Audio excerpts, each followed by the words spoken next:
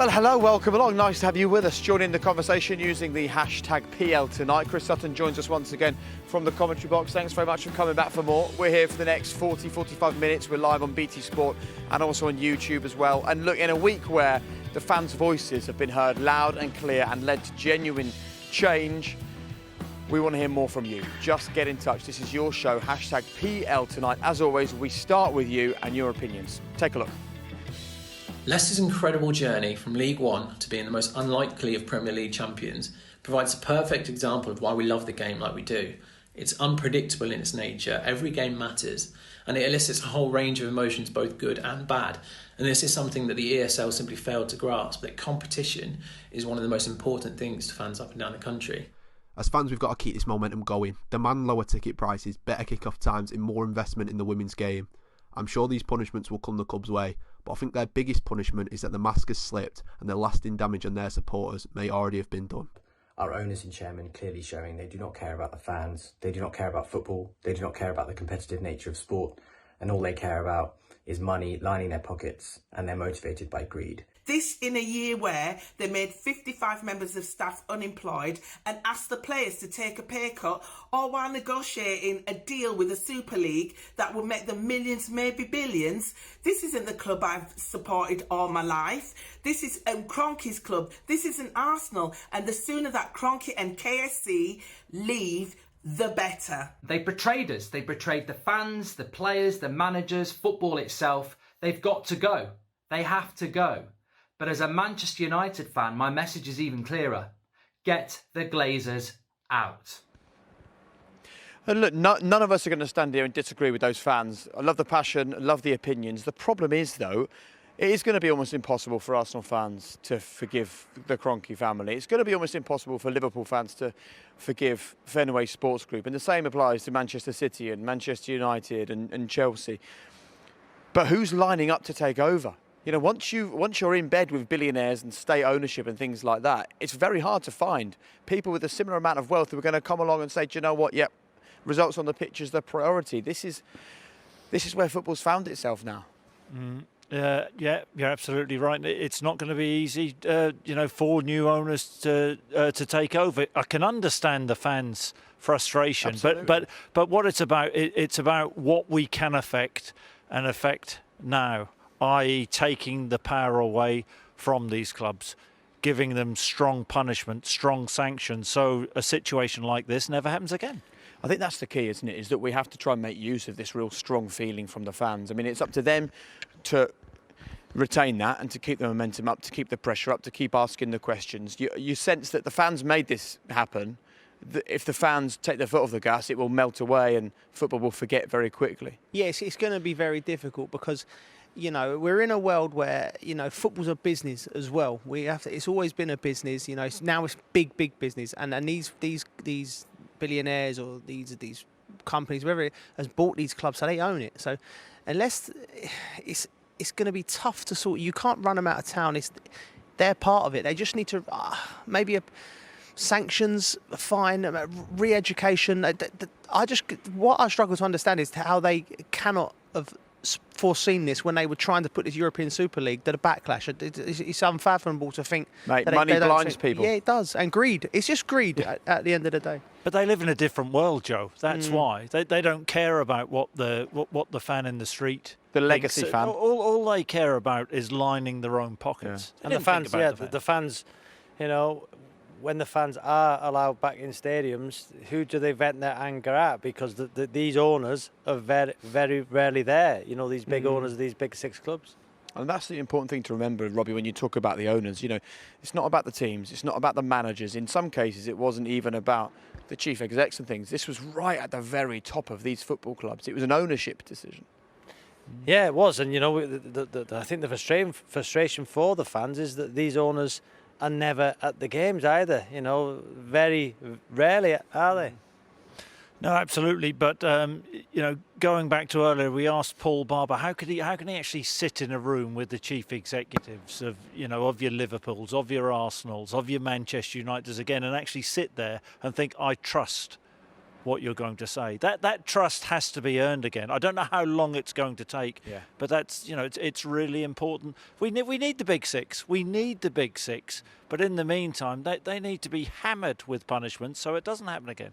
Yeah. What we need, though, is a big six that understands football, understands the fans, and wants to be involved in these great competitions. Talking of competitions, it's time to discuss the Champions League. You may well have seen a sort of change in Champions League format that they're proposing to come in a few years' time. And, of course, this was driven by the fact that UEFA are keen to keep the big teams happy. Well, does this reform still now need to come in? Because those teams have never been in a weaker position than they are now. And actually, we were asking people, do you want to see this new change to the Champions League format? And we'll have some graphics on the screen in a second to show you what the new format is. But effectively, it's more teams, more games, which obviously inevitably leads to more money. And this is what we asked you. What do you think of the proposed changes?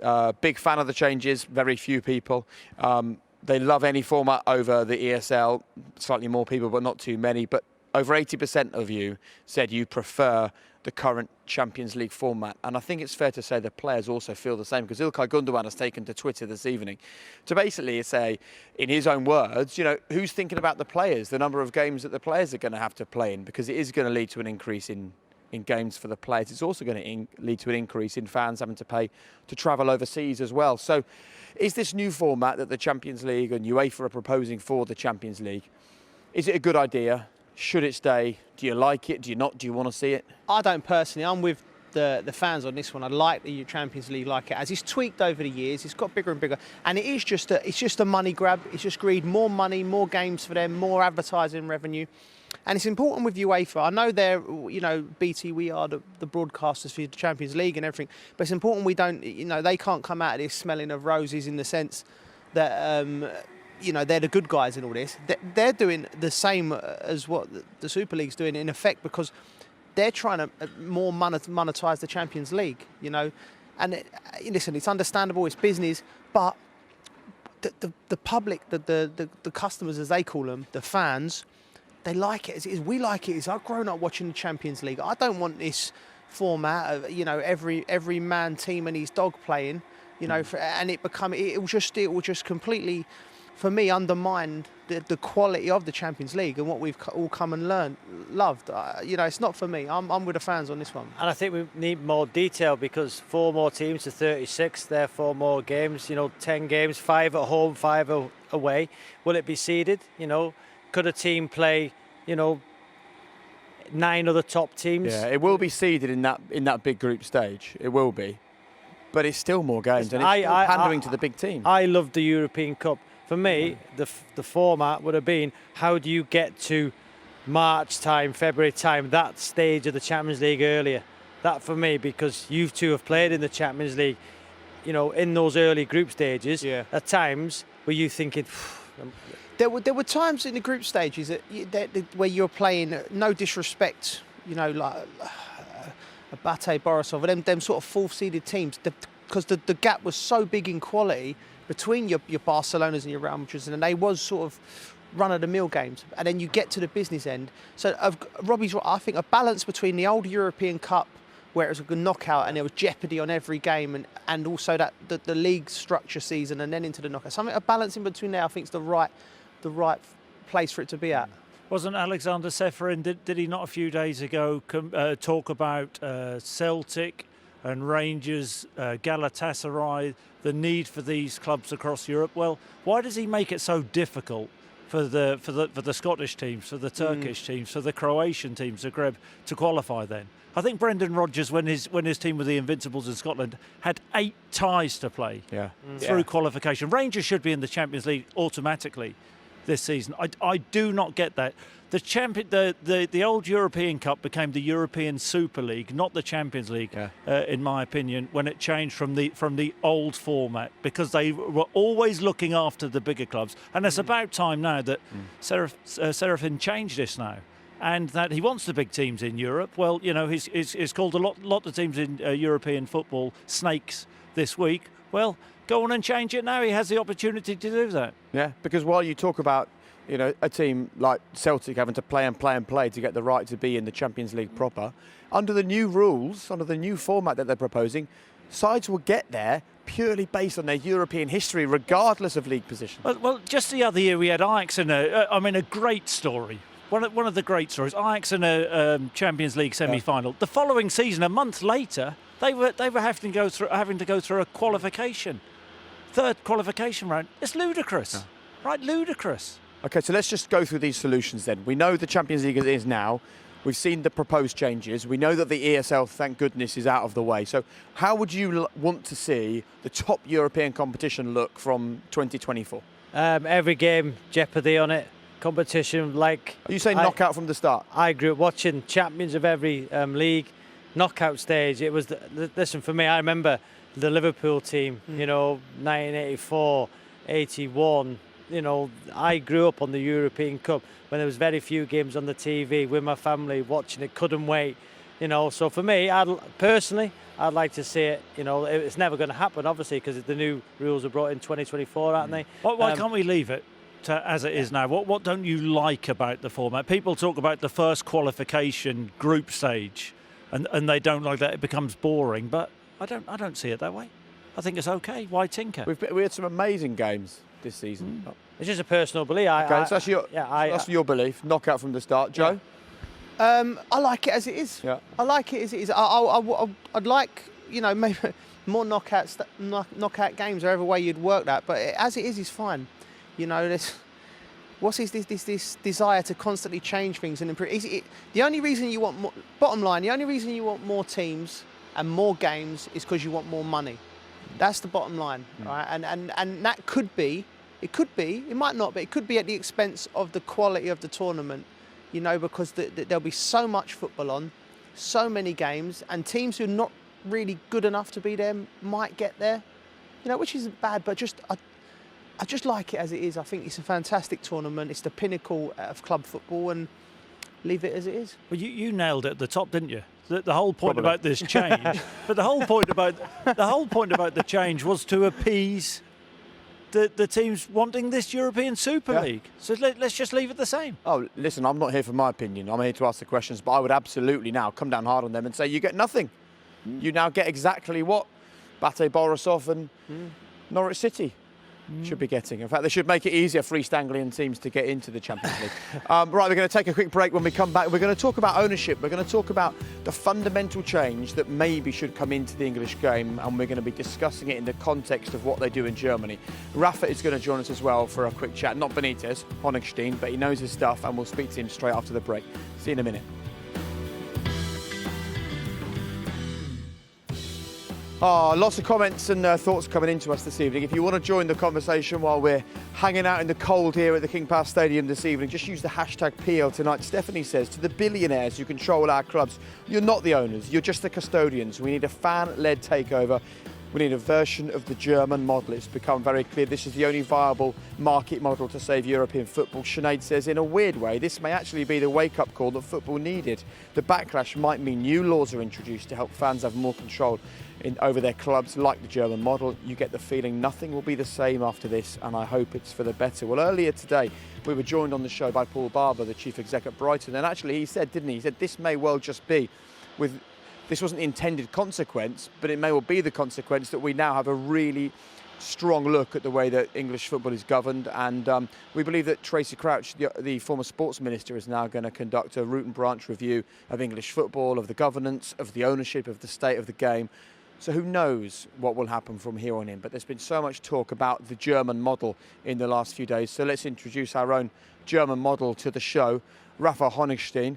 Nice to see you as always, Rafa. Thanks for joining us, mate. Right, German models. Not German models like you, but German models like the football. Let's just talk about exactly what this 50+1 thing is, because we've seen it everywhere, and I'm sure there are some people who are still not fully aware of exactly how it works over in Germany. Thank you, Jake. Well, 50+1 is really just shorthand for the majority of voting rights resting with the members. So the members always must own, although they don't physically own, but must control the majority of every club. The result of this is that a club cannot be bought and sold because it is not an asset that can be majority owned by anyone else. So there is no investors coming in, taking over the club. There is no type of investors that you see in the Premier League for that reason. Now, there are some negatives to this because it's very difficult to attract money and to build clubs because of that rule. But as we've seen this week, there are some huge positives, and there are really two. One is the control that the members exert through their voting rights, because they can vote in a chairman, they can vote in a supervisory board, is a huge degree of control. Because if you run the club, let's say you're Mr. Kroenke or Mr. Glazer, the members can vote you out at the next AGM. They'll say, we don't like you anymore, and they'll vote somebody else in. So you will lose control of the club. So there's a very different relationship, if you will, than just being fans and going to games. You could really control the club. The second thing is that because you don't have investors running the club, the people who run the club tend to be local people. They tend to be ex-footballers. They tend to be people who have a foothold, a footprint in the city. And because of that, there's a close proximity. And that proximity also creates a huge amount of accountability, because nobody wants to run a club and then, annoy the whole city and run a gauntlet every time they go and buy, a pretzel or go to a restaurant. So that, because these guys are inside those places where the clubs are situated, it makes them think twice, maybe three times before they do something that might damage the reputation of the club and themselves. Look, I'm a little bit of a simpleton when it comes to this sort of stuff. That sounds to me like an absolute dream for English football. I don't know, though, whether that's an achievable dream when the Kroenkes and the Glazers and FSG have bought those football clubs, are fully invested. How do you go from that to creating a sort of fan-owned model in those big clubs? Is it possible? I don't think it's possible to sort of reverse engineer these structures and impose the German model onto the UK system, because we might now have sort of extreme version of owners, if you will. But of course, the principle of a club being run as a company goes back hundreds of years. It used to be the local factory owner who would lose money, but who would love the club and put his own money in. And now you have a more extreme version of that with nation states or American hedge funds and so on invested in it.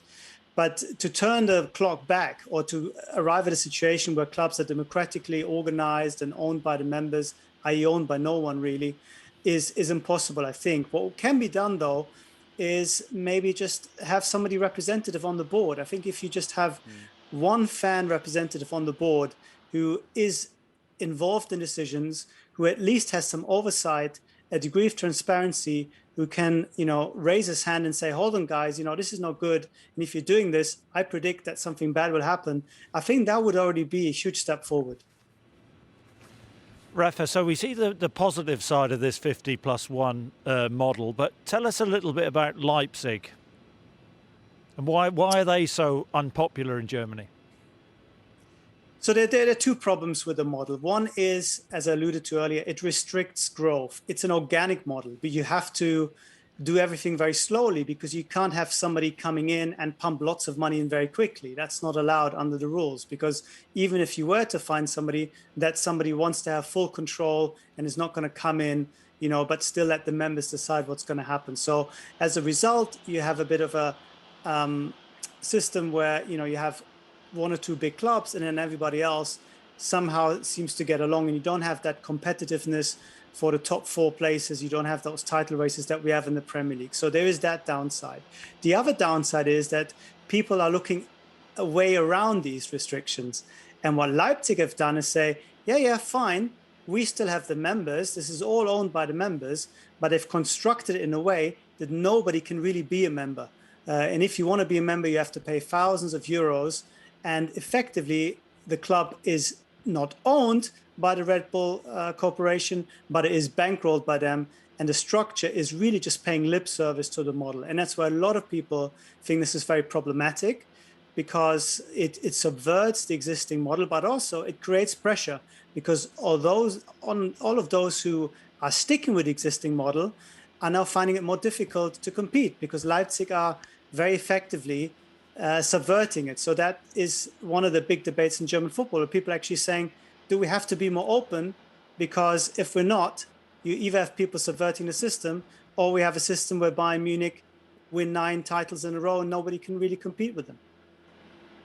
I think it's so interesting to hear you talk about this. And I suppose you're in such a unique position because you totally understand not just German football, but you understand the German football fan, and you've spent so much time working over here that you totally get the way that us English football fans think about our clubs. I suppose my concern, Rafa, is that actually lots of English football fans are really quite addicted to the way that we run our football over here. They might moan and groan about, pay TV and Sky Sports and BT Sport, but actually they at the same time love it when their club goes out and spends £150 million on a player, and they know that the majority of that money comes from broadcast money getting pumped into the game. Or they might moan and groan about the ticket prices, quite rightly so, especially compared to Germany, but then they love it when they go to a beautiful new stunning stadium and it all looks wonderful. I just wonder whether we would ever get to a point where we could take ourselves away from this, because I'm a fan of a club owned by someone who's local and not very rich, and every time I go into Norwich, I have Norwich fans going, we've got to get a rich foreign owner in, we've got to go and get some money somehow. And it's like, you can't have it both ways, can you? I would love us to run our football in this country where it's not about rich foreign ownership, it's about the fans, but we'll all have to change our mindset for that to happen. I agree with you completely, Jake, and I think it would be nice if this was a pivotal moment where maybe fans would think about their own clubs a little bit differently. I was very, very surprised and very happy when I saw Chelsea fans basically taking on their own club, and that decision, even though on the face of it, they would have been one of the huge winners of this new system. They would have been guaranteed starters in a elite group. They would have made more money. They would have probably been able to buy better players.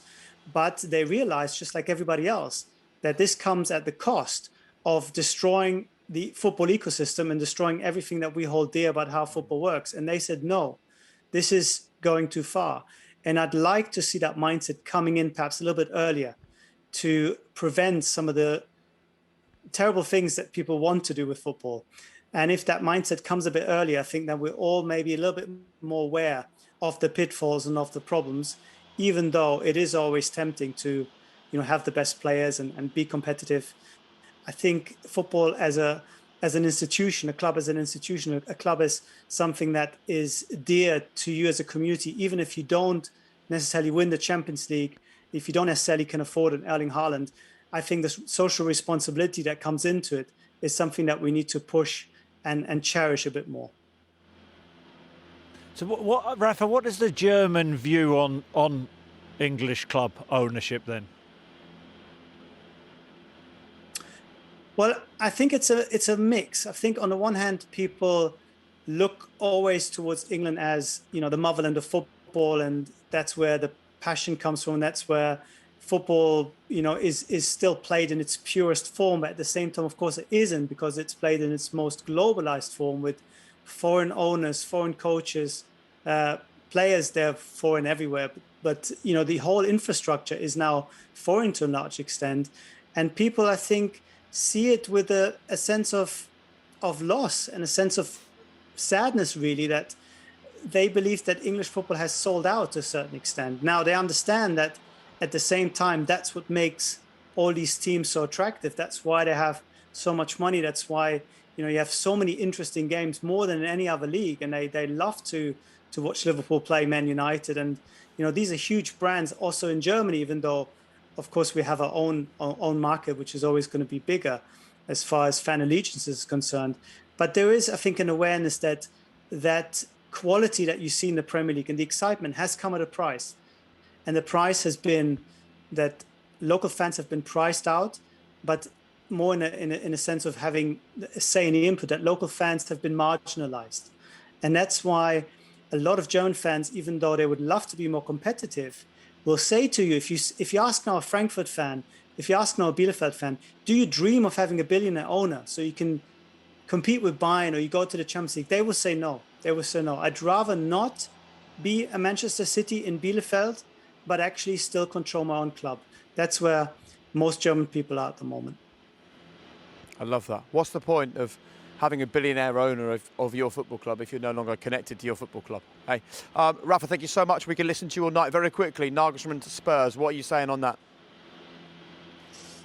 I think it's very unlikely. Nagelsmann would like to go to Munich. Bayern would like him to come. I think it's not going to happen. Thanks very much for ruining the dreams of Spurs fans everywhere. Appreciate it. Thanks for your time, mate. Have a good evening. Thanks for staying up for us. Thank you, guys. Top man, top man. Just to go back to what I mentioned earlier about this government review, just so you're fully aware of exactly what the plan is here. It's been announced this evening, and this is the plan. They're going to conduct a review into football, and there's going to be three main strands to this. An ownership and directors test criteria, which is going to be examined, because how many times have we said they've passed the fit and proper owners test, and then not long after we're wondering how. Football governance, finance, and the fan experience is to be reviewed as well. And finally, fans to be placed at the heart of the process with different ownership models looked at. It all sounds great, doesn't it, on paper, but it's about making sure that that's not just words on a piece of paper, that leads to genuine change. And exactly, our government, they love to be on the right side of a story as well and say the right thing at the right time, don't they? So, you know, like I said earlier, it's not the words of a man, it's the actions. So the government, let's have a look at the way that we govern our football and see what we can do, but let's see what they do. Are you getting political? I am. Love it. Question right, time. Join us in a couple of minutes' time. We're going to be talking about Tottenham. Jose Mourinho getting the boot would have been the biggest football news of the week any other week, but not this week, hey? We'll talk about Spurs and Jose in a couple of minutes' time. See you shortly. James has got in touch to say if decline is being 5 points off the top four and in a cup final, I think you need to remind yourself what team you support. Nick says the Mourinho to Valencia rumours are boring. The man has been linked to the club several times over the past 13 or 14 years and has rejected the approach every time. Where do you believe Spurs are going to go for their next manager, and what do you think they need to do to become genuine title contenders is a question from Chomley. And Liam says some fans really underestimate how damaging a personality Mourinho was. His constant criticism of his players, making them feel like it was all on them, must have been soul-destroying. Stephen Bergwijn is a young kid living away from his family during a pandemic. And Andrew says, imagine telling a Spurs fan when the season started under Jose, it will end with Bale scoring a goal under Ryan Mason. Well, funny things have happened in the game. Let's talk then about this sort of Jose Mourinho situation. What did you all make of it when you heard the news? Surprising at the timing. I think, like most people, Spurs, like a week before a cup final, they don't come round every year for Tottenham to make that decision. There must have been a reason. You enjoyed that little dig there, didn't you? Yeah, there must have been a monetary reason for it in terms of, you know, your settlement when you leave a club. Obviously, the relationship was fragmented. That Daniel Levy, Jose Mourinho, the players, you know, it just wasn't. It wasn't flowing. But you have to say, he was, like Sav said with the stats, if you'd took the amount of points they got from when Jose took the job, there was only 3 clubs that got. Yeah, they've been fourth. You know, and he's in a cup final. He does what he says on the tin, but I think they've pulled the trigger too early with him. I really think they've made a mistake. I think it's a bad decision. So you think they were improving, moving forward? No, I don't think that was. The football was awful. No, I think what happened was when they got to the Champions League under Poch with that team, when they beat Ajax and got to the final, I think that really that team wasn't there. They wasn't a Champions League team. There was a lot of holes in that team, and I think he's inherited a team, Jose. There was players brought in that he didn't want. I'm convinced of that because of how he managed his squad. He said he was happy with the players when he initially went in, though. Yeah, I'm sure managers say a lot of things they don't actually mean when they're trying to manage their I love their Chris. team. He's like the silent assassin I know, on the he end. He just just drops stands in. there and then just quiets people. No, but he did say that. No, I think he would have been saying that to try and get the best out of what he's got, hoping that he gets to January and maybe gets a few more bodies in, gets to the end of the year, and I just think he wasn't. It wasn't right, the relationship between Levy and Jose from the start. I think when he goes into a club, Jose, he needs to bring the players in that he wants, and if he doesn't do that, it never ends well. Lowest win percentage, I think, in any team he managed, 51% since 2001. So the stats weren't favourable, although Joe said they would have been fourth in the Premier League since he took over. But the style of football, couldn't hold on to games. That was the big thing, you know, when they're going up in games and then losing. You know, I think if fans would have been in the stadium, I think they would have let their feelings be known when the football wasn't great. Yeah. But saying that, I think they scored over 100 goals this season in all competitions. Do you think, looking at that, guys, that Daniel Levy thought he was getting the manager who was in charge of Porto, Chelsea and Real Madrid, and actually he got the manager who turned up and won 51% of his games, not 72. He's a different guy. But look at the players he had in that, that he managed to put together the squads in them previous clubs compared to the players. I think in terms of like Sav said, they scored over 100 goals for Tottenham. But I also think the style of play, I didn't feel we could let them off the leash because I don't think he ever trusted his goalkeeper in his back four. He changed it round constantly, so he never had the base. With this Tottenham team, never given that secure base to go and play. So we felt he was always trying to protect them a little bit more than what they needed. So I think that's probably what the style of play didn't. And listen, Tottenham fans are used to flowing football. They don't win a lot, but they play some lovely football. But there was the Spurs fans, on my radio show I do with Chris. Spurs. What's that called? Spurs fans. There was one Spurs fan in particular who rung up and said, "I would rather lose at the weekend in the cup final if Jose left the football club." Do you remember?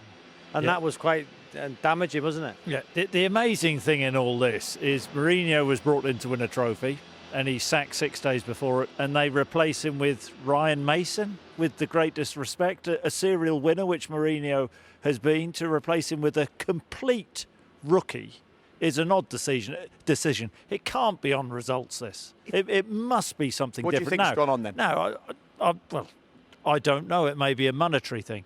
But I cannot work this one out.